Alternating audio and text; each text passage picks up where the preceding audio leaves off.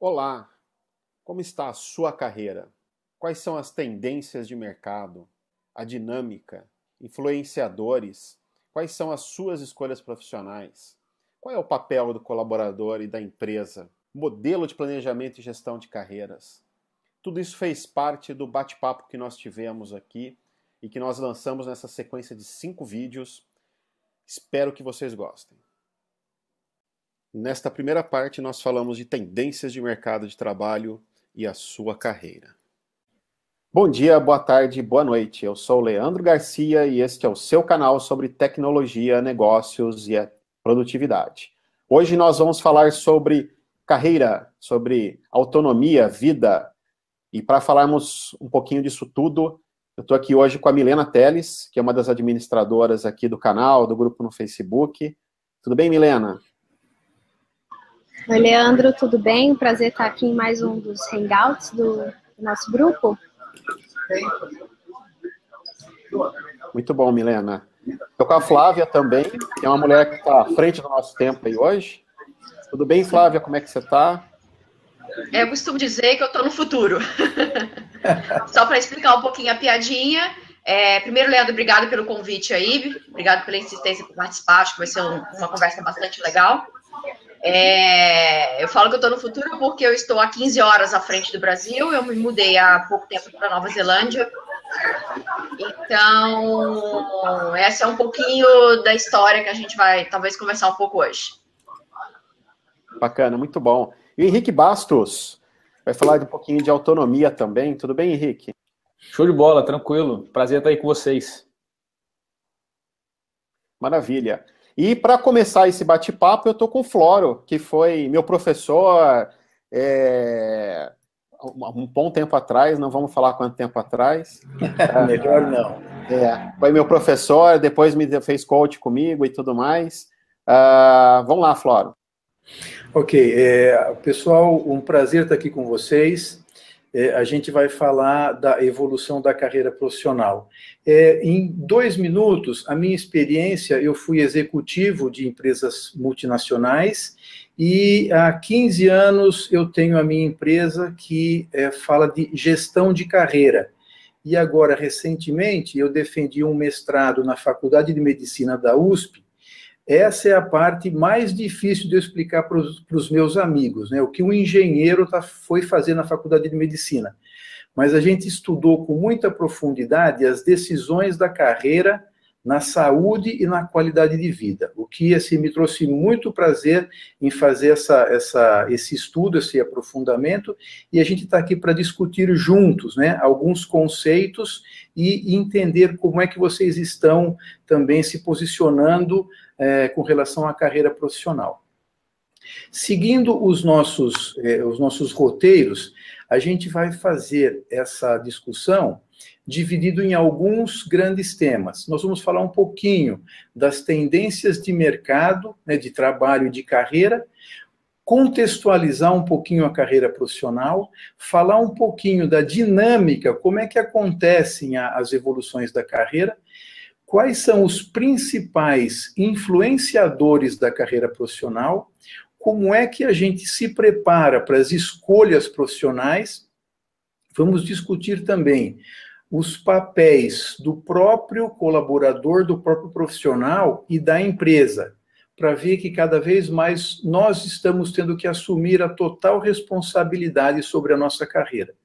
E também a gente mostra, para finalizar, um modelo de planejamento e gestão de carreira. Como é que a gente coloca no papel, ou como é que nós estruturamos essa forma. E eu queria deixar totalmente aberto para que as dúvidas fossem apresentadas à medida que elas forem aparecendo, porque eu acho que fica muito mais rico uma discussão onde nós estamos falando a mesma língua e discutindo as eventuais desconfortos e sensibilidades da carreira que a gente percebe.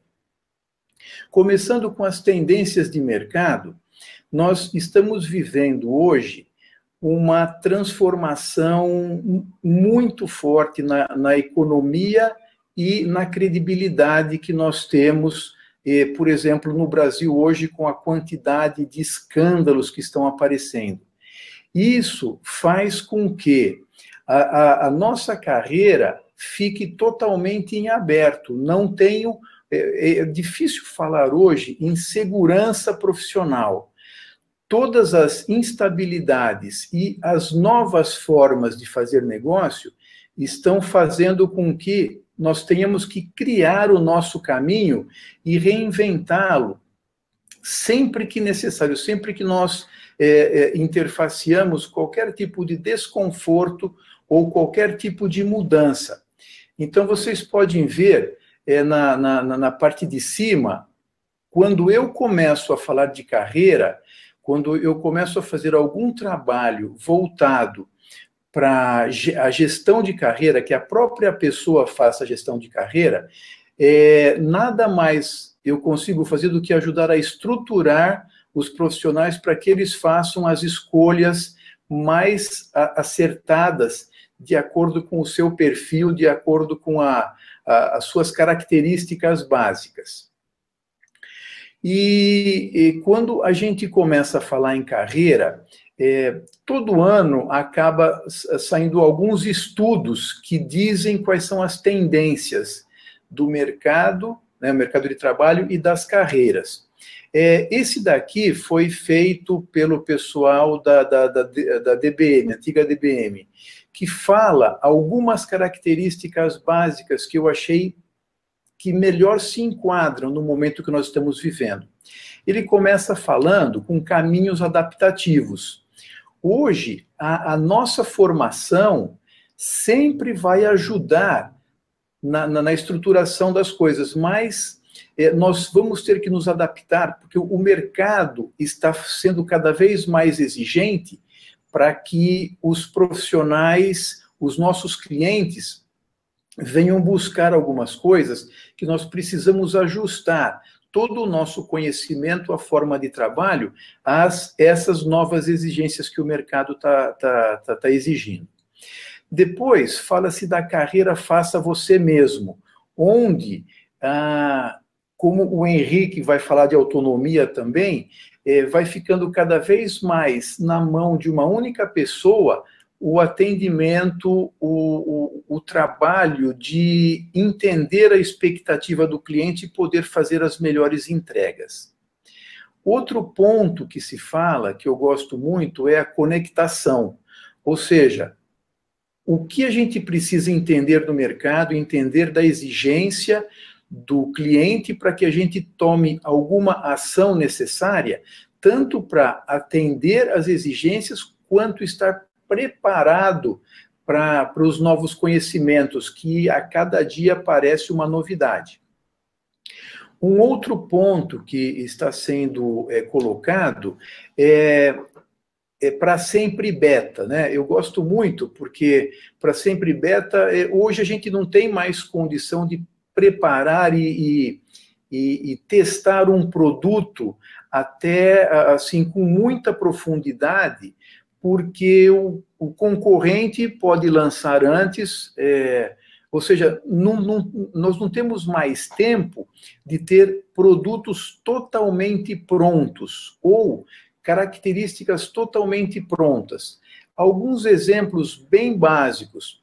Se você, de alguma forma, se comunica em inglês, mesmo sem ter a total fluência, é super aceitável que você entre numa reunião, numa atividade onde você consegue passar a sua mensagem, sem se preocupar com todo o sotaque, com toda a perfeição, o tempo de verbo totalmente adequado. Então, ou seja, hoje, para você conseguir dar a sua mensagem, defender, não dá mais tempo de estar totalmente pronto. Nós precisamos nos acostumar a, eventualmente, desenvolver trabalhos onde, no meio do trabalho, que nós vamos buscar as melhores conclusões e as melhores adaptações que precisam ser feitas. Tem também aqui o pensar ecológico, que hoje nós conseguimos ver os clientes dando uma total importância para a responsabilidade social. Hoje, nós conseguimos ver pessoas deixando de comprar produtos quando percebem que não existe a responsabilidade social. E, por último, parafraseando aí a Flávia, né? Mentes do futuro. Você já é uma, né, Flávia? Aí à frente do nosso tempo. Mas mentes do futuro são entender quais são as tendências mais fortes para que a gente consiga estar preparado para estar mais próximo das necessidades dos clientes. Ou seja, nós precisamos estar sempre respirando as tendências para entender para onde é que vai as demandas, para que a gente consiga, de uma forma mais rápida e acelerada, poder buscar esses conhecimentos para compor com os nossos conhecimentos de formação, para que a gente consiga atender os clientes. Alguma dúvida? Algum questionamento? Acho que até esse ponto não, caminhou bem. Vamos em frente. Milena, como é que você vê essa... Vou colocar a linha na fogueira aqui. Essa coisa do beta na medicina aí, como é que você ouviu isso daí? Não, então, eu achei... Deixa eu ver aqui. Assim, eu achei muito interessante todas essas colocações a respeito das tendências. Eu acho que algumas coisas que eu compartilho, como você gerenciar a própria carreira, está cada vez mais claro e evidente em várias, independente, mesmo na medicina, a história do pensar oncológico. Para sempre beta, eu já vejo uma adaptação que, assim, o ótimo é sempre inimigo do bom, e é por isso que a gente fala do conectação. Na medicina, o que a gente sabe é que a prática, ela precisa estar embasada em publicações que são medicina baseada em evidências. Então, enquanto prática, a gente não deve se antecipar. Nesse ponto, ser mentes do futuro e acreditar que aquilo deve fazer efeito, você acredita que faz sentido, que é lógico, na medicina isso não resolve. A gente precisa realmente, na prática, mesmo que isso seja considerado beta. Por exemplo, hoje, eu tenho estudos, por exemplo, que mostram que a vitamina D é muito importante em várias situações, mas eu não consigo ainda ter evidência que se eu der a vitamina D, eu consigo evitar essas situações. Então, existem estudos de associação, mas ainda não está comprovado que essa intervenção, por exemplo, faz algum efeito. Eu considero isso beta, a gente faz o que está respaldado hoje. E é uma situação onde a gente tem verdades que são transitórias, mas a gente atua com o que a gente tem no momento. Então, eu acho que nesse ponto, a gente sempre vai evoluindo, e uma hora que você tem um mandado diferente, você intervém de forma diferente. Então, essa do para sempre beta, eu acho que pode se encaixar, mas quando a gente fala de tratamento, talvez a gente precise ter um pouco de cuidado de fazer o que tem evidência. Eu acho que eu não acho que existe um conflito com o que a Milena descreveu e a questão do para sempre beta. Eu não acho que, de maneira nenhuma, existe um conflito nessa postura com o próprio método científico, que é o grande lance que mexe com a medicina e que, né, leva todas as ciências para frente, né? O engenheiro também tem o mesmo problema. Ele já tem as equações que fazem a coisa funcionar e tudo mais. No entanto, eu acho que parece que são duas camadas de uma mesma coisa, e o que eu vejo no para sempre beta é um processo de encurtar o ciclo de feedback pelo excesso de informação disponível que se acumula cada vez mais. Então, na verdade, tem coisas que você não consegue fazer mais rápido do que dá para fazer, mas as alternativas de caminhos para conseguir validar ideias e conseguir, de fato, chegar se não chegar a conclusões assertivas, mas invalidar as hipóteses, né? Então, cada vez mais rápido, você consegue ter mais informações para poder trabalhar nisso. Então, acho que é isso que o para sempre beta faz. O beta, ele não é fazer de qualquer jeito. Na verdade, é você invalidar as hipóteses mais rápido e aprender com as evidências mais rapidamente. Eu acho que faz todo sentido. Uma coisa que, para mim, exemplifica com bastante força essa parte do para sempre beta é a quantidade de recalls que nós estamos vendo hoje na indústria automobilística. Em empresas que jamais se falava em recall há alguns anos atrás. Eu vejo Honda, eu vejo Mitsubishi, eu vejo uma série de grandes empresas e que prezam muito pela qualidade, fazendo os recalls. Agora, eu acredito que se testa muita coisa sem ter a profundidade necessária e algumas coisas não dão certo. E aí a empresa vai para o recall. Se eu puder fazer uma explicação, né, também voltado para esse para sempre beta aqui, para a nossa carreira e para quando a gente consegue enxergar essas empresas, né, que estão exercitando o recall com muito mais frequência. Mas a pergunta, Floro, é se as empresas estão exercitando o recall com mais frequência porque estão pegando os problemas mais rápido, ou se elas estão testando pouco as coisas antes de lançar no mercado. Eu acho que tem uma pressão do pensar ecológico com a capacidade de você conseguir avaliar as evidências com mais agilidade. É verdade, e é exatamente isso que eu entendo que acontece. Isso daqui, essas 6 identificações aqui, para mim, elas andam muito juntas. Então, ou seja, quando a empresa do porte de uma Mitsubishi, que eu vi há 1 mês e meio atrás fazer um recall, imagino que ela fez alguns testes, não o suficiente, e arriscou o lançamento. Não deu certo, ela passou para o recall para poder fazer uma substituição e dar um atendimento rápido para o cliente. Mas o que eu quero dizer, Henrique, que alguns anos atrás, você jamais escutou falar no recall da Mitsubishi, né, da Honda, com a quantidade, com a frequência que nós estamos vendo agora. Isso realmente é uma inferência, algumas coisas que eu leio, de algumas decisões que essas empresas tomaram e, de alguma forma, não deu certo, né? Ou seja, arriscou-se fazer alguma coisa sem fazer todos os testes necessários e algumas coisas não deram certo, precisou fazer o recall, né? Até para manter o nome, manter a integridade da empresa.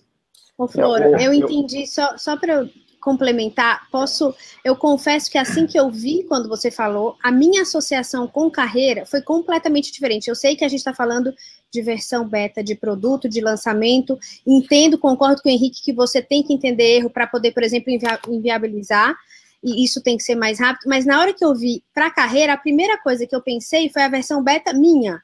E aí sim, aí eu concordo plenamente que eu em versão beta sempre, porque você está em desenvolvimento sempre. E aí eu acho que bate também, e aí é uma interpretação que eu vi que não foi para esse lado, mas na hora que eu vi carreira, adaptação, flexibilidade, ação, a primeira coisa que eu pensei, gente, eu sou sempre minha versão beta, eu posso melhorar sempre. Então, eu vou falar aqui porque eu vi que não caminhou para esse lado, foi exatamente o que eu pensei. Eu acho que na hora que você tem esse reconhecimento, você tem uma chance grande de estar sempre evoluindo, sempre melhorando, né? Eu coloquei essa versão, essa aí eu acho que é 100% para qualquer carreira. Excelente. Perfeito, eu gostei muito e o exemplo que eu dei foi um pouquinho fora da carreira, mas quando eu montei essa apresentação, a ideia é que, para que eu aceite um desafio, uma nova função, uma nova atividade, eu nunca vou estar totalmente pronto. Eu tenho algumas ferramentas e alguns conhecimentos que me ajudam a buscar um complemento ao longo depois de eu entrar na função, na atividade, para fazer a complementação. Então, ou seja, é exatamente isso que você falou. Não dá mais para você estar 100% preparado para desenvolver um tipo de atividade, uma nova função, um novo trabalho. E sim, você vai ter um embasamento suficiente e onde buscar os conhecimentos complementares. A Milena, acho que colocou muito bem, eu acho que ela está vivendo isso agora, né, Milena? Você está vivendo uma experiência no marketing agora, né? Uma médica vivendo uma experiência no marketing. Mas foi exatamente como o Flora descreveu. Então, eu tive interesse, achei que era um grande desafio, achei que tinha algumas ferramentas básicas, mas não tinha uma profissionalização, apesar da gente fazer agora aquelas micro-certificações, e é exatamente isso que você falou. Não dá para eu esperar ter um super MBA e uma qualificação, sendo que eu sei que eu consigo contribuir já dentro da empresa, já nesse setor. Então, foi exatamente o que aconteceu comigo dentro do marketing, como o Leandro comentou. Isso traz um grande paradoxo, né?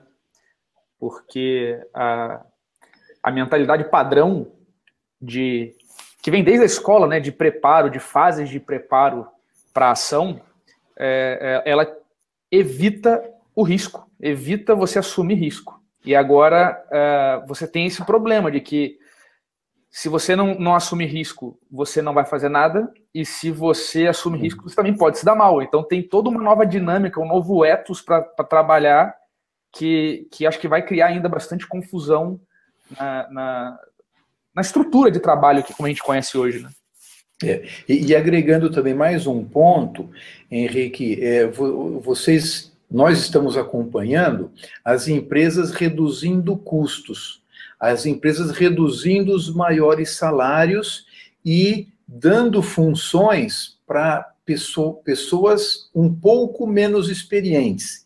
Então, a empresa, eu acho que também ela percebe que o risco aumenta quando eventualmente tira pessoas mais experientes e põe pessoas bem preparadas, mas ainda com pouca vivência profissional naquelas atividades.